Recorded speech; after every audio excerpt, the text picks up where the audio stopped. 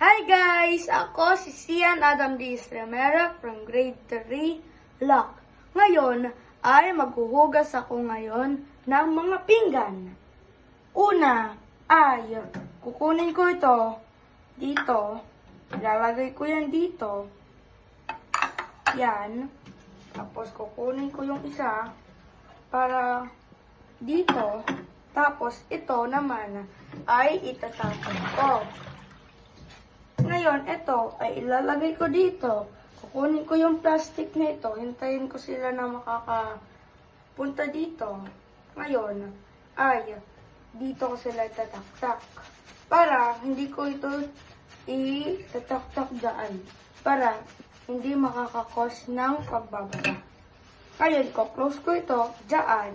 Ngayon, ibabalik ko ito.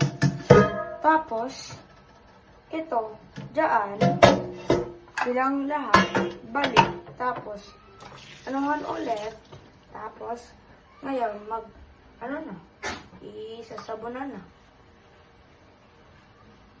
Kailangan, malinis talaga sila.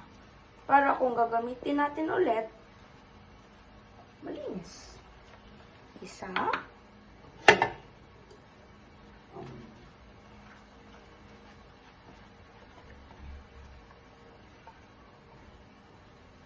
Kailangan magiging malinis tayo sa mga kagamitan para malinis talaga pag ulitin yung mga paggagamit.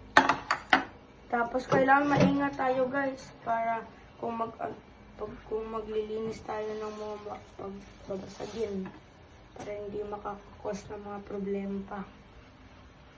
Yan, di ba guys? Ngayon, ay babalik natin ito. Hugasan ko yung battery na hawakan para hindi munang Ito, itatapon ko yung tubig kasi madumi na yan. Ngayon, close ko ito dito. Tapos yung mga pinggan, babalik ko rin. Kasi, babalawan ko na po sila.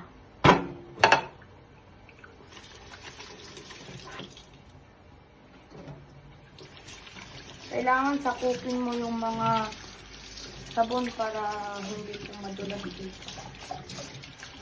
At hindi magkakasabon din, hindi rin lalampas ang mga sabon. Yan.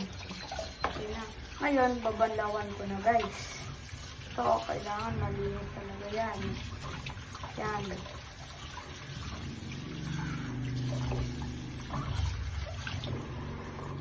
Diyan muna.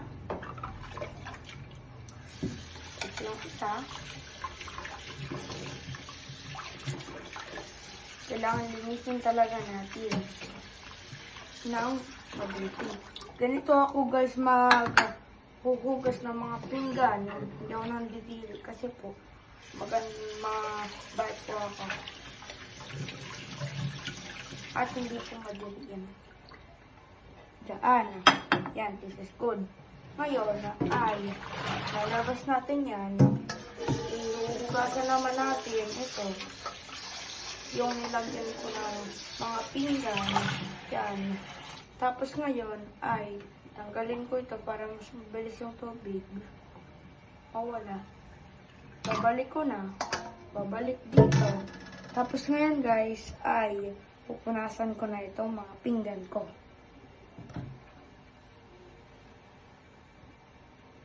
Yan.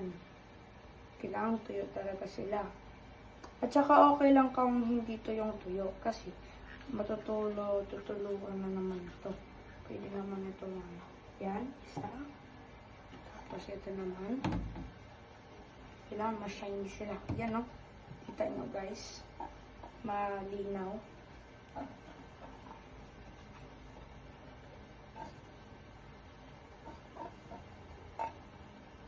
Yan. Pangalawa. Tapos, pangatlo na ito.